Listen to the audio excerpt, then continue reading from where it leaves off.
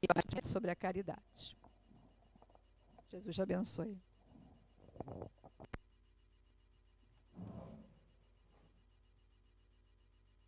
Boa tarde, meus amigos. Alegria em nossos corações em estarmos convivendo na casa espírita, agradecendo a Deus e aos bons espíritos que guiam a casa de Leon Denis nas propostas dos estudos sobre a doutrina espírita e com a segurança que o Mestre Jesus sempre nos trouxe, com o efeito de fazer a cada um de nós o crescimento moral. E a doutrina espírita busca isso, através do processo natural da reencarnação, procura mostrar que nós estamos desenvolvendo em nós esse sentimento de amor ou o sentimento da caridade que Jesus veio tão bem exemplificar. E às vezes, a doutrina espírita e os espíritos elevados, como aqui nas ideias de Leon Denis, que é o patrono da casa espírita Leon Denis, mostra de maneira tão clara, né, como vocês têm a página em mãos, o sentido da caridade, não da forma da caridade dada pela esmola, que todos nós conhecemos, que ele bem demonstra aqui que essa é uma caridade mais fácil, a caridade material. Mas ele demonstra que a caridade moral, como muito bem aplicada no Evangelho segundo o Espiritismo, quando fala do amar ao próximo a si mesmo, identificando que a esmola dada, ela pode ser aquilo que sobra do bolso de cada um de nós, mas ela, às vezes, essa esmola material não carrega o sentimento que a própria esmola proporciona a gente desenvolver. E nós não encontramos isso como uma forma de progresso, identificando as nossas imperfeições. E ainda carregamos em nós, naquela atitude, muitos sentimentos.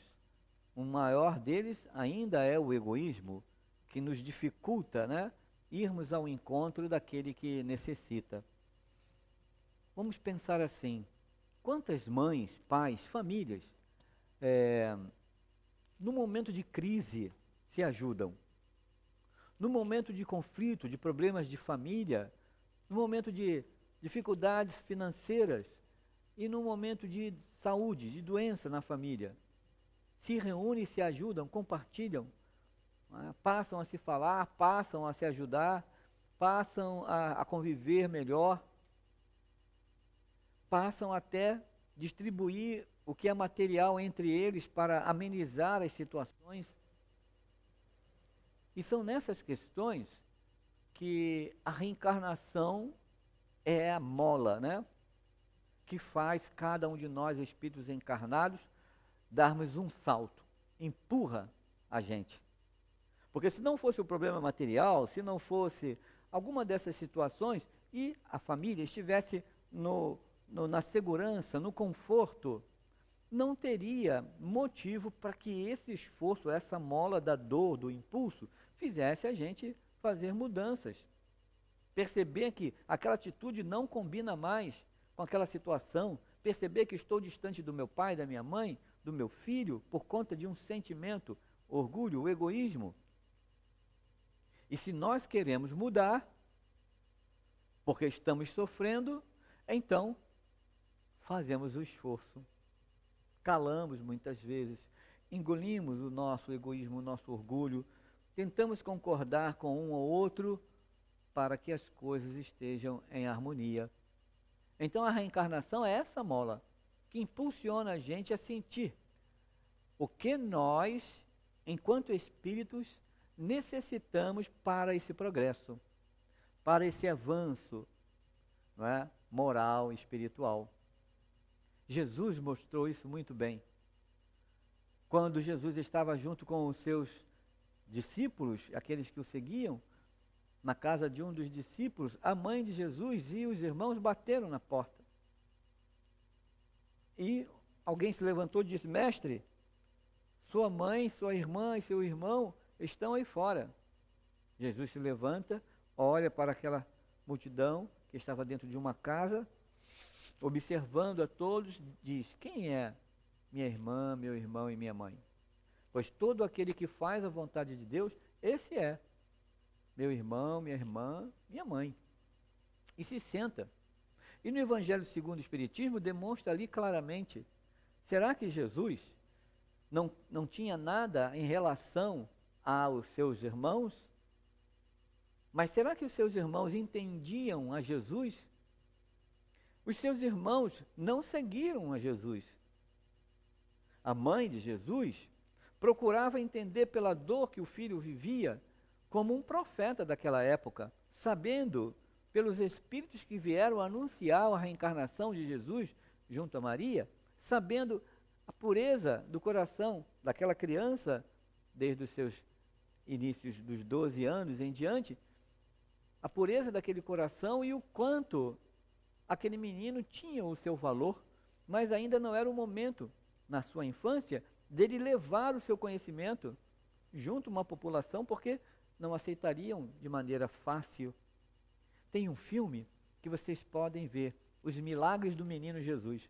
Muito interessante. A fase da infância de Jesus, procurem na internet, a fase da infância de Jesus e os milagres que Jesus fez. Maria e José viviam se afastando das regiões, porque Jesus não tinha a idade correta com relação ao censo que se fez. Lembra que foi mandado que matassem todas as crianças de 0 a 2 anos? Então, se houvesse uma criança, depois disso, que tivesse mais do que aquele tempo, por exemplo, daquela data para frente, 5 anos, tivesse uma criança de 7, alguma coisa está errada. Essa criança não poderia estar ali. Então, eles criavam situações, tentavam colocar Jesus numa idade menor, não é? Numa aparência de uma idade menor. Várias situações eles tiveram que vivenciar para que Jesus pudesse ter o seu momento adequado de deixar que brotasse e saísse dele aquilo que ele tinha para oferecer. Curava as crianças, curava os idosos, e começaram todos a ir à procura daquele menino que curava. E eles tinham que sair do local, porque senão os romanos iam descobrir que Jesus tinha uma idade diferente da que era identificada pelo censo, ou então por aquela sacrilégio que teve em retirar a vida daquelas crianças todas, né? Das mães grávidas, crianças, até 2 anos de idade. Mas aí mostra o amor de mãe, né? Tentando auxiliar a Jesus. E ele cresce ali em Nazaré, depois de um certo tempo. Ele pode voltar para Nazaré, que não tinha mais nenhuma perseguição, e sempre escondido, trabalhando, de certa forma, para que ninguém identificasse sua idade, junto com o pai, que era carpinteiro. Depois, com a sua idade mais adulta, ele pôde dar continuidade com seus 30 anos de idade. Imaginar quanto que Jesus teve que ficar, de certa forma, esperando, aguardando o momento certo, para desenvolver aquilo que ele tinha de bom. Ele ficou parado esse tempo todo. Não existe a história específica para isso. Alguns narram no texto de Lucas, que foi Lucas que escreveu mais sobre a infância de Jesus, porque Lucas foi um terapeuta. E Lucas, o apóstolo que escreve no Evangelho sobre Jesus, não conheceu Jesus.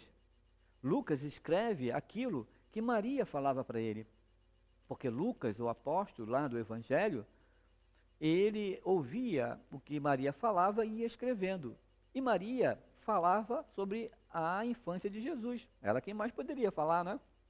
Pedro não conheceu Jesus na sua infância. João não conheceu Jesus na sua infância. Somente Maria podia falar. Então, muito menos Lucas, que nem conheceu Jesus. Ele que escreveu, porque a mãe de Jesus contou. Então, de Lucas é o único que tem sobre Jesus.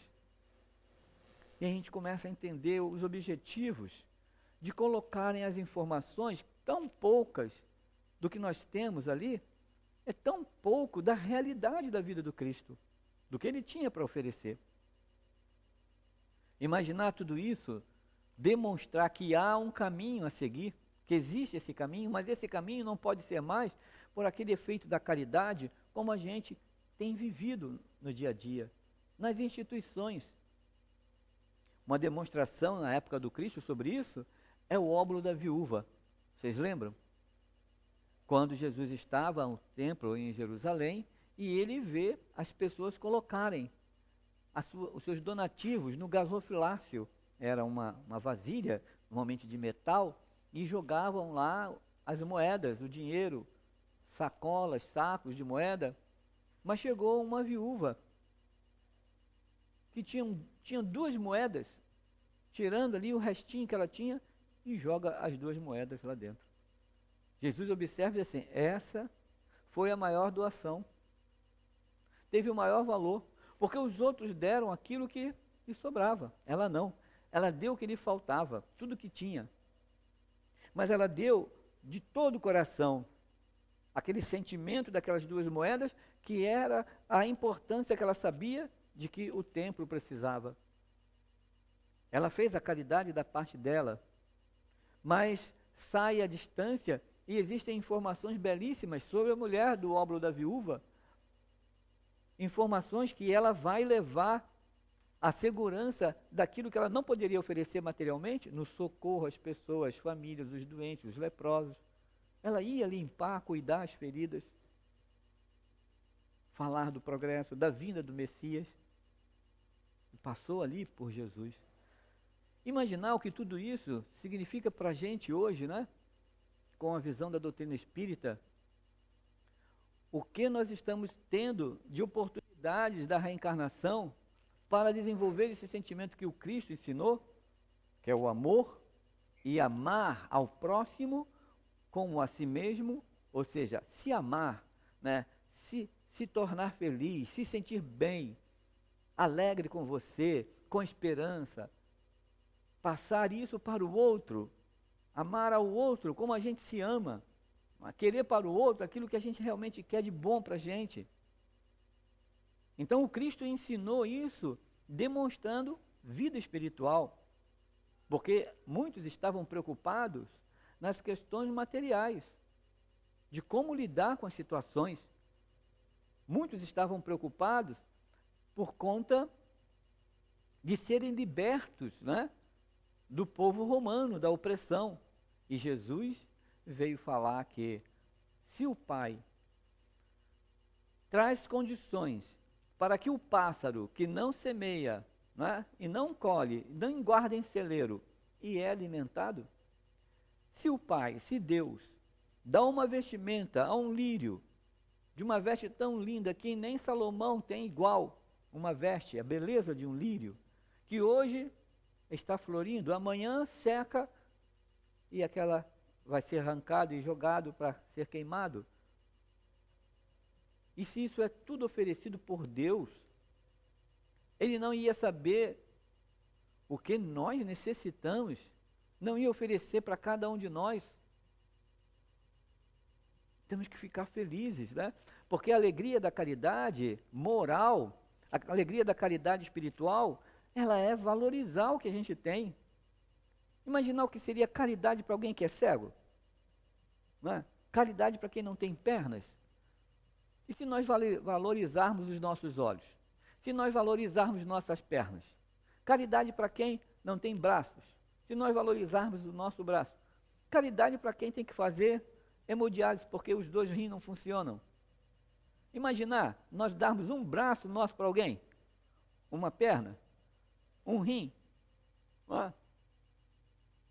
Quanta felicidade aquela pessoa ia vivenciar. Porque com uma perna ela sai de uma cadeira de roda.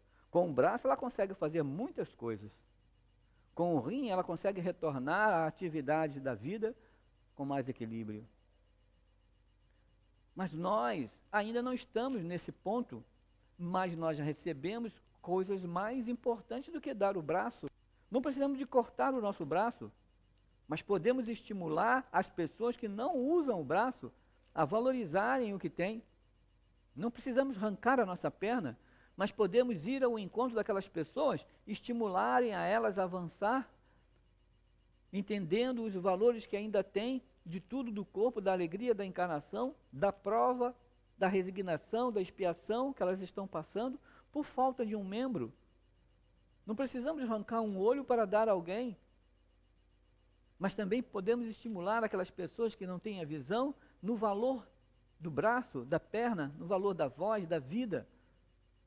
E isso é caridade moral. E tem muitas pessoas que têm o corpo todo dito perfeito, mas não usam. Se fecham na depressão, na angústia, na tristeza, na desilusão, na amargura. Irmos até eles e levarmos para eles condições de enlevo, alegria, esperança, fortalecimento, visão de reino dos céus, de vida espiritual. Então foi isso que o Cristo fez, reconstituiu o braço das pessoas. Mancos começaram a andar, cegos começaram a enxergar, a lepra foi limpa. Jesus deu aquilo que os homens precisavam, no sentido da caridade, porque ele mostrou que é muito mais além do que aquilo que as pessoas esperam receber. Há algo superior, que é a caridade moral. Vá, não retornes a pecar, renove suas ideias, pense no melhor na sua estrutura de vida, de família. Vá, não caminhe mais por esse vício. Observe que esse caminho e esse vício está destruindo a sua saúde.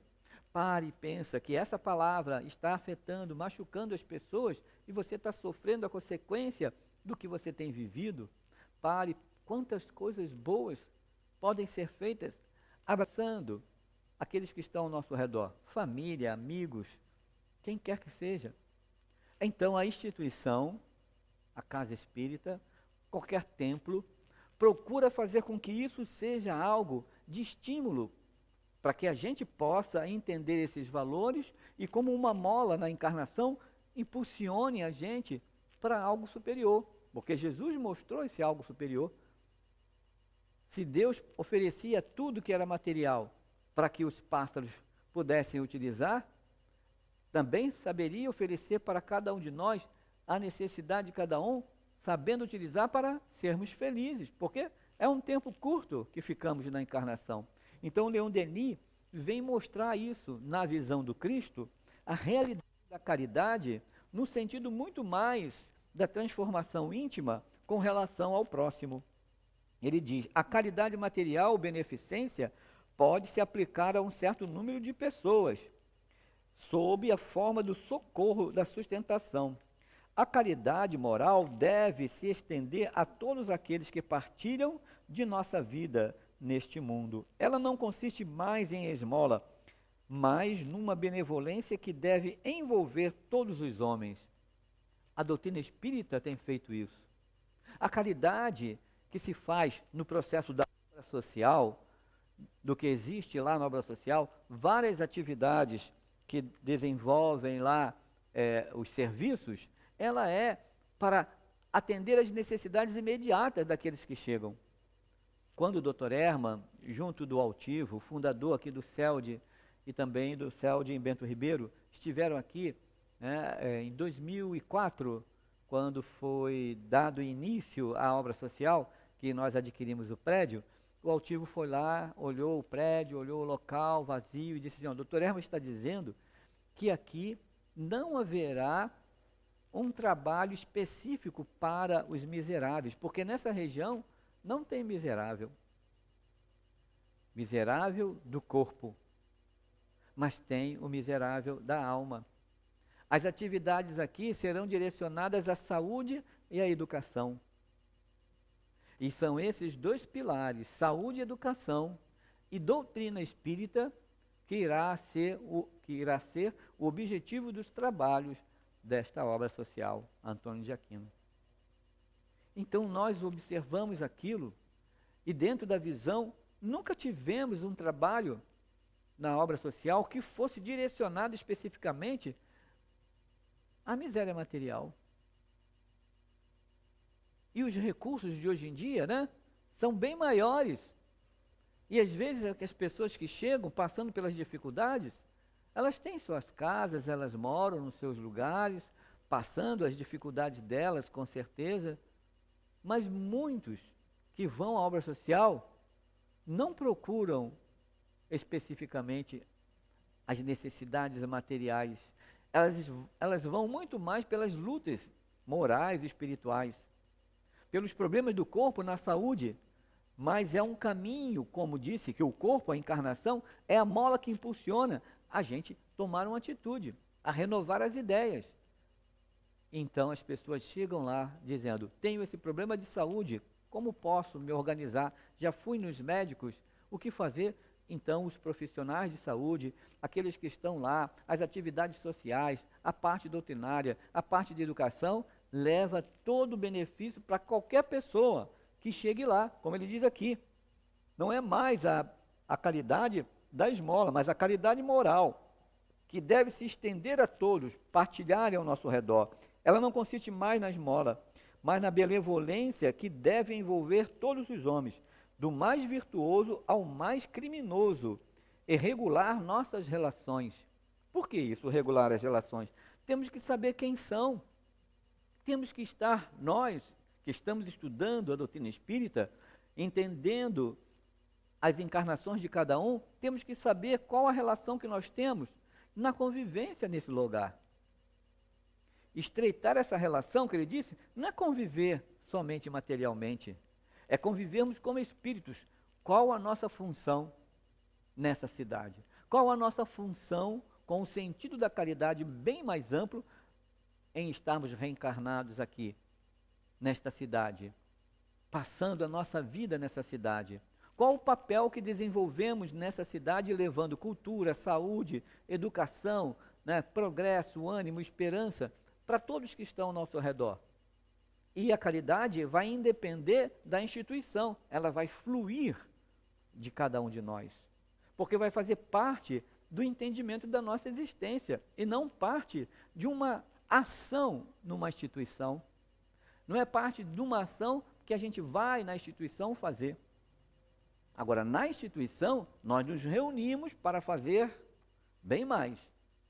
Mas ela tem que estar em nós.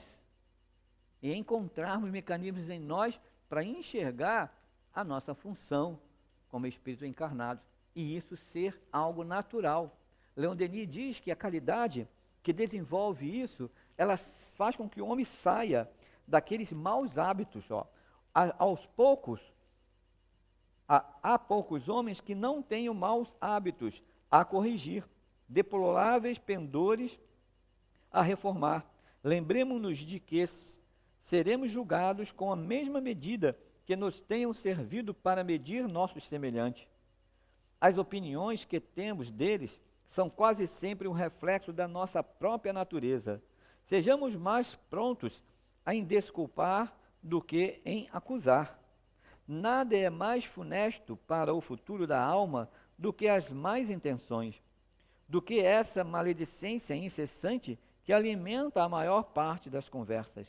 O eco das nossas palavras repercutem na vida futura.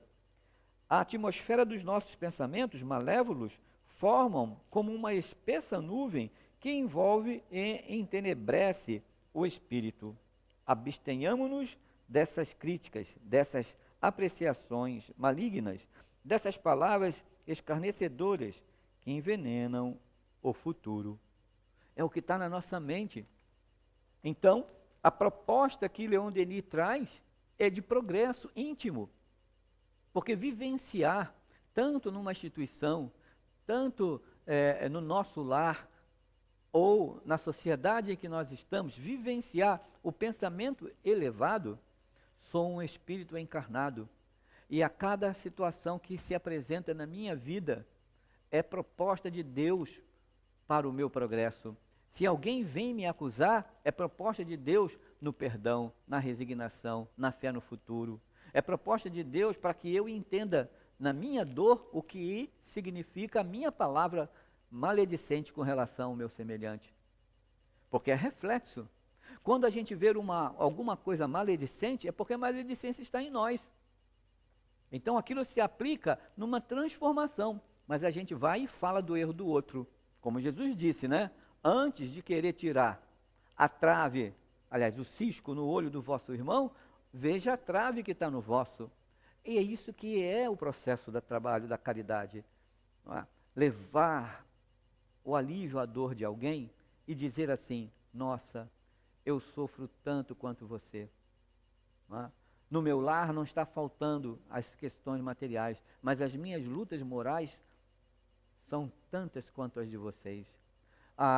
Eu levo o abraço, o carinho, nessa hora, junto àquelas pessoas que estão lá, estimulando a elas a conhecerem o melhor, mas penso assim também, quanto é difícil abraçar o meu irmão, meu pai, minha mãe, quantas vezes é difícil abraçar um familiar ou alguém que está próximo, porque não existe um trabalho específico, caritativo na família, por isso não se abraça, mas nós abraçamos o criminoso da sociedade, mas nós abraçamos alguém que chega doente, sofrido, pedindo ajuda.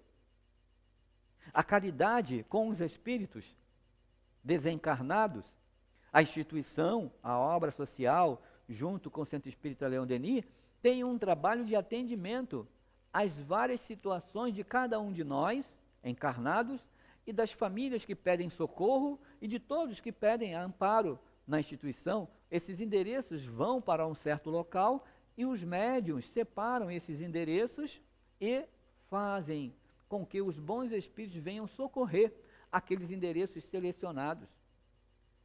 E os espíritos que vivem naqueles endereços, desencarnados, que estão criando sofrimento junto àqueles endereços das famílias, se aproximam no psiquismo dos médiuns.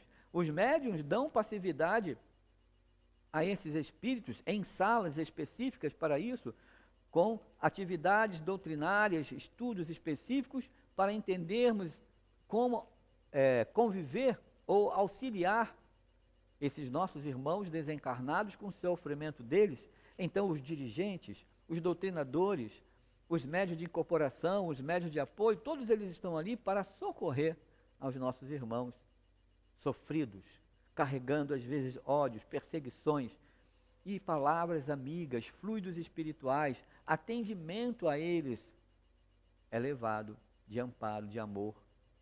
Bons espíritos se aproximam, familiares desencarnados deles se aproximam, abraçam, envolvem a eles, mostrando a realidade da vida espiritual de paz. Porque o rancor, a mágoa e o ódio ainda permanecem no coração deles. Mães, pais, avós e tantos outros bons espíritos ajudam. E nós vemos nessa hora os médiuns desenvolverem o sentimento de caridade e de amor de uma maneira tão plena, socorrendo aos desencarnados. Aí acaba a tarefa. Todos nós saímos refletindo da alegria de sermos médiuns e levar amparo aos nossos irmãos desencarnados que estão sofrendo e também às famílias, aos encarnados que pedem ajuda. Mas quando chegamos em casa,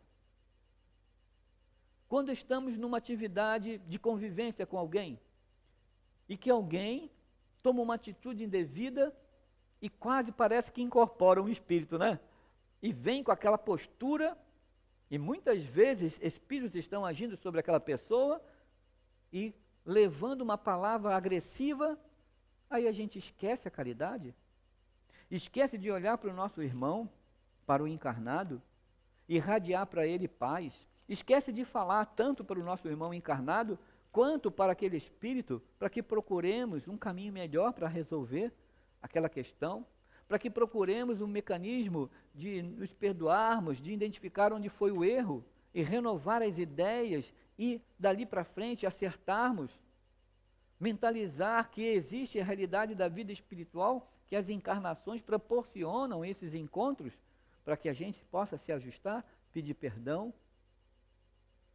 E quando isso é possível, na família, aqui, ao redor daqueles que estão junto a gente, estamos fazendo essa caridade. Que Leon Denis diz, a caridade moral. Não somente atendendo às necessidades dos encarnados, mas também a necessidade dos desencarnados. Isso é vida de espírito. Jesus fez isso. Quando Jesus fez isso? Quando Jesus foi direcionado a ele uma mãe e que diz assim, Já levei o meu filho, que é lunático, ora está na água, ora está no fogo, junto aos seus discípulos, e eles não fizeram nada. E o menino lunático, as ações dos espíritos malévolos agiam sobre ele. Jesus pede para que trouxesse o menino. E quando traz o menino à frente dele, fala para que aqueles espíritos se afastassem do menino. Os espíritos dizem que nós somos uma legião. E Jesus direciona aqueles espíritos para serem socorridos de alguma maneira, e o jovem volta a brilhar os olhos, sai daquele processo de influência dos espíritos e abraça a mãe, saindo da obsessão que aqueles espíritos faziam sobre ele. É o amor, o direcionamento pelo pensamento que Jesus fez para que aqueles espíritos encontrassem algo melhor. E os discípulos perguntaram: por que não conseguimos, mestre? E ele fala: se tivesse a fé do tamanho de um grão de mostarda, diriam para aquela montanha: passa daqui para acolá, e ela passaria. A fé, no caso, não é só acreditar, a fé é o entendimento. Porque a palavra fé, ela está estruturada no radical dela em conhecer, fidelidade, fide, de conhecimento, não é? E quando a gente acredita, ter fé é acreditar em alguma coisa, é dar crédito. Para dar crédito a alguma coisa, nós temos que conhecer. Então, ter fé é ter conhecimento. Então, para conhecer as coisas do mundo espiritual, nós precisamos estudar, precisamos entender. Para conhecer as necessidades da caridade, com esse movimento que Leon Denis falou, nós precisamos entender dentro de nós o que falta, para desabrochar esse sentimento de amor e conseguir levar isso às pessoas que estão ao nosso redor. Então é preciso ter fé, conhecimento, e a doutrina espírita tem feito isso. Tem trazido a todos nós conhecimento da reencarnação, dos objetivos da encarnação, dos objetivos do nosso progresso, dos objetivos da caridade moral, dos objetivos do que o Cristo disse, não é? Há muitas moradas na casa do meu Pai.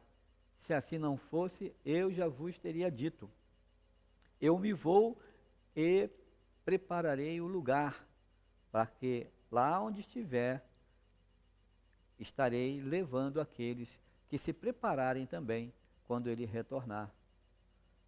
Imaginar o que seria então esse preparar para viver nesse local que o Cristo diz, que não é um local circunscrito material, é um local desse pensamento, dessa irradiação de paz, de amor, que se vive no interior.